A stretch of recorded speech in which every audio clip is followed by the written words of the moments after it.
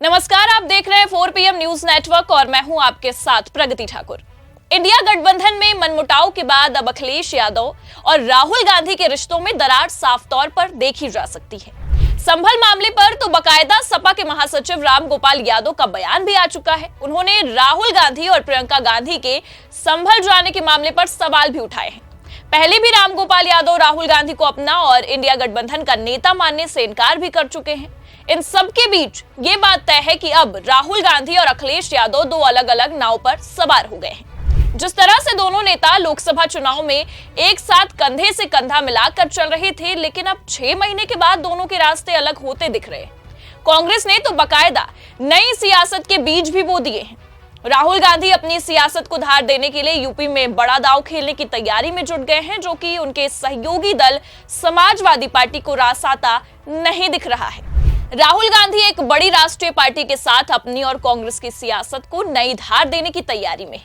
ये नई राष्ट्रीय पार्टी कौन है, हम आपको आगे इस रिपोर्ट में बताने वाले हैं। दरअसल लोकसभा चुनाव से पहले खुद को सेकुलर बताने वाले दलों ने इंडिया नाम से एक गठबंधन तैयार किया था। इस गठबंधन ने साल 2024 के लोकसभा चुनाव में गजब का प्रदर्शन किया।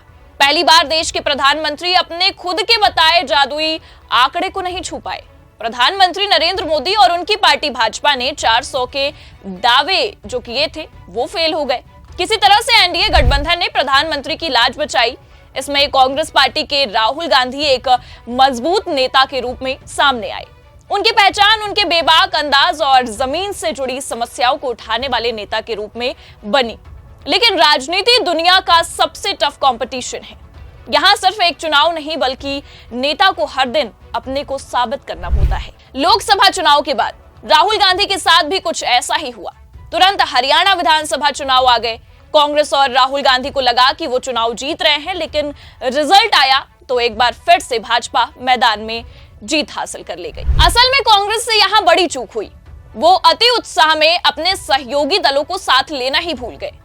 यूपी की राजनीति में अपने टैलेंट का लोहा मनवा चुके अखिलेश को हरियाणा चुनाव में मौका नहीं दिया गया, जबकि हरियाणा में बड़ी संख्या में यादव और ओबीसी समाज के मतदाता थे। ये पहला मौका था कि कांग्रेस और सपा में खटास आई। फिर आपको बता दें कि महाराष्ट्र विधानसभा चुनाव और यूपी के उपचुनाव का मामला सामने आया। यहाँ भी कांग्रेस और सपा एक दूसरे को समझने में पूरी तरह से फेल रहे। फिर जब 20 नवंबर को सदन चालू हुआ और सपा के पहली पंक्ति के नेता अवधेश प्रसाद को दूसरी पंक्ति में भेज दिया गया, जिससे दोनों दलों में मनमुटाव उभर कर पूरी तरह से सामने आ गया। इस बीच इंडिया गठबंधन का नया नेता चुनने और संभल मामले में राहुल गांधी के अकेले जाने से दोनों दलों के बीच दरार बढ़ती जा रही है। ऐसे में राहुल गांधी अब सपा के अलावा दूसरे तरीके से सोच रहे हैं, क्योंकि राहुल गांधी जानते हैं कि अगर देश की सियासत में कांग्रेस के अच्छे दिन वापस लाने हैं तो यूपी को जरूर ठीक करना होगा। हालांकि ये इतना आसान काम नहीं है।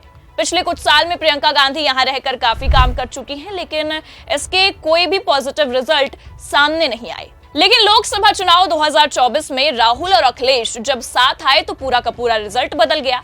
आमतौर पर राजनीतिक पंडितों का यह मानना है कि अखिलेश के पीडीए वाले दावों में काम किया गया, क्योंकि अखिलेश यादव अपने पिछले 2 चुनाव लोकसभा और विधानसभा में ये देख चुके थे कि उनके जो स्थायी वोटर मुस्लिम और यादव हैं, उससे चुनाव तो लड़ा जा सकता है, लेकिन जीत के लिए कुछ दूसरी अति पिछड़ी जाति और कुछ SC ST वोटर्स की जरूरत पड़ेगी। अखिलेश ने पहले से तय रणनीति के तहत पीडीए का बड़ा दांव खेला और उसमें सपा को बड़ी सफलता हाथ लगी।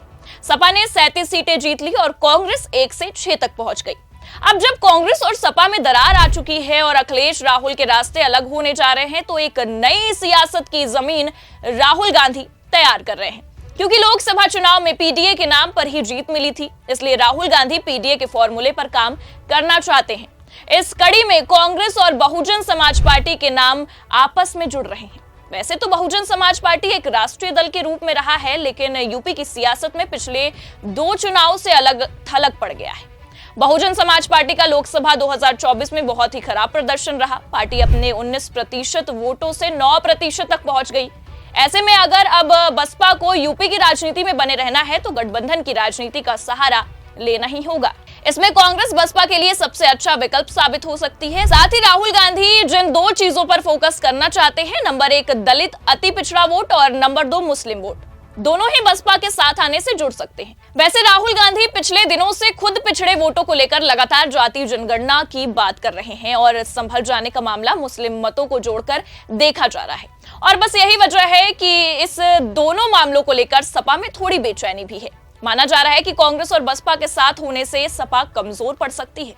अब बसपा और कांग्रेस साथ आएगी या नहीं, लेकिन इतना तो तय है कि यूपी में विधानसभा चुनाव 2027 के लिए कांग्रेस अपनी नई सियासत को धार देने में लग गई है, जिसका सीधा नुकसान समाजवादी पार्टी को होने जा रहा है। इस पूरे मामले पर आपकी क्या राय है, कमेंट करके जरूर बताइएगा और खबर को लाइक और शेयर जरूर करिएगा। और अगर आप चैनल पर नए हैं तो सब्सक्राइब करना भी मत भूलिएगा। देखते रहिए 4 PM न्यूज नेटवर्क। नमस्कार।